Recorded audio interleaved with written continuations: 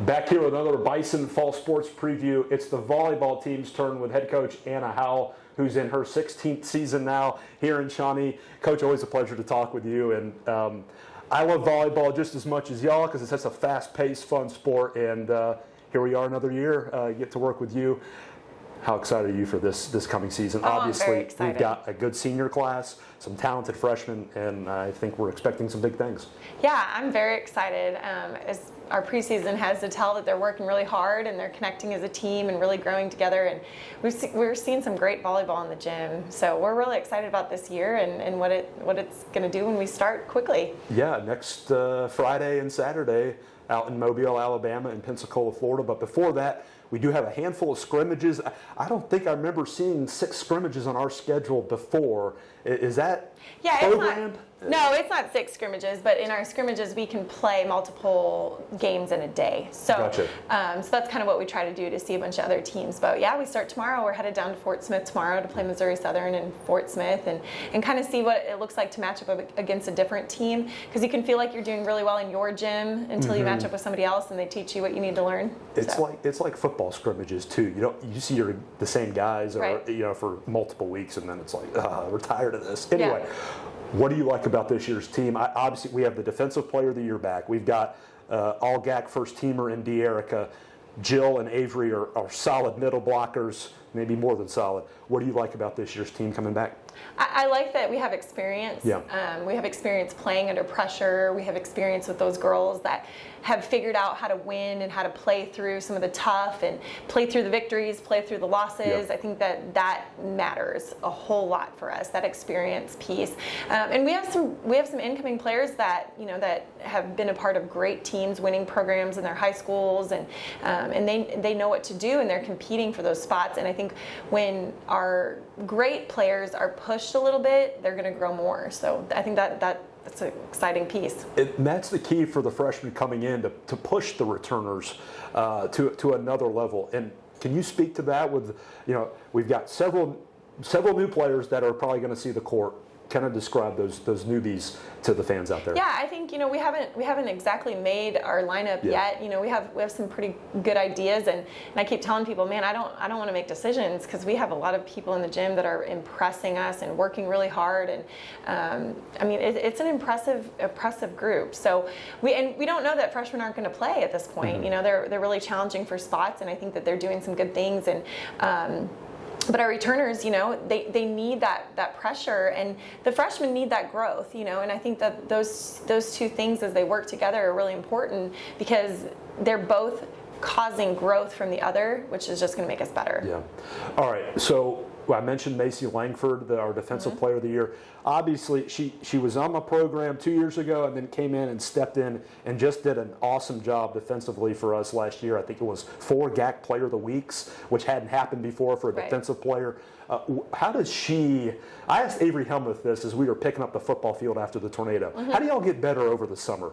For Macy and the rest of them, how do you get better over the summer coming into another year? I think a lot of getting better is involved with what you're doing to keep in shape, and if you can touch a ball, and if you can be around volleyball, you're continuing to mature. And I think some of that maturity really comes as you prep for and prepare for being back in the role that you are in, and then also figuring out how you can develop other players. I think Macy tried this summer to make some relationships with some of the newer people when she came to work one of the earlier camps with us, and I think for her, it's going to be how she can get her teammates to win with her. Gotcha. And I think that maturity is something that is constantly needing to be developed, but also something that is so crucial for our younger players to be able to learn from somebody like Macy. And she had to go through that process as well. Her first year, she didn't play a lot of minutes here, and then she jumps into Defensive Player of the Year, and I think she was able to really learn from Deanna Carranza, who was here and was an incredible libero,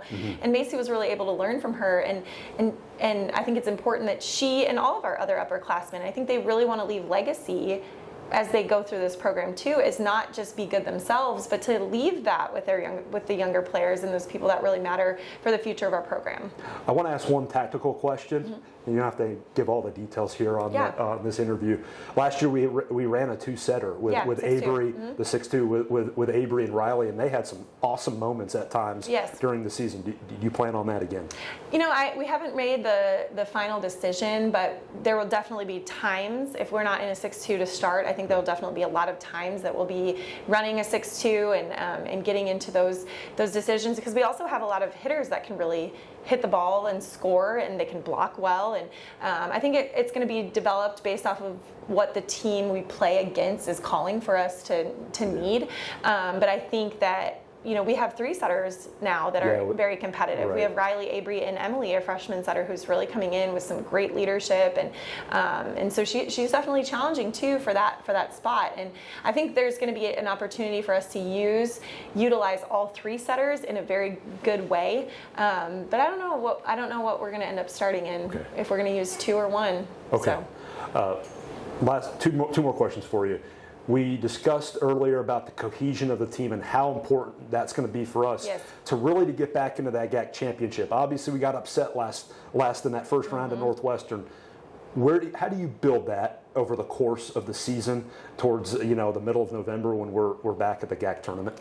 Yeah, I think there's a whole variety of ways that you can build team cohesion, and I think keeping the fun in the game is a big part of it. You know, wins, losses, you've got to continue to maintain those relationships. And it's important when you're coaching males, but it's ultra important when you're coaching females that they need to maintain those relationships and be able to really grow together, not just in the volleyball world, but outside of the volleyball world, and learn from each other and love each other. And we play a lot of games. I'm a fun game girl. I love fun games, and they do too. And they get on board. You know, it's so funny. They tell me sometimes I'm the queen of forced fun, but it's always fun when they're being forced to have fun. And we play some weird games and get creative, and I think some of those things become really, really important, but it's ultimately going to be how much they want for each other in their growth. Gotcha. And I think right now we're seeing some great things. Okay.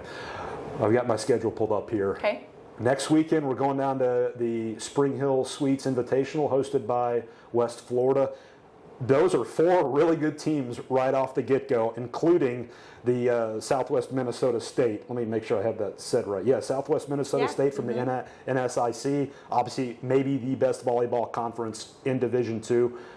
What's our key over the next 8-9 days before we head out there? I think it's prepping and getting into where we can really decide what our lineup is going to look like and get out and compete in that. That doesn't mean that things can't change a little bit here and there based off of what we need, but I think we need to really start getting into a rhythm of playing together, and we've really been working to know all the little parts of the game that we have to go back and teach again. We felt like in the spring we kind of had hit a stride and we were ready to go, and we're teaching those things as fast as we can for our new players to be engaged and involved and know what we're doing.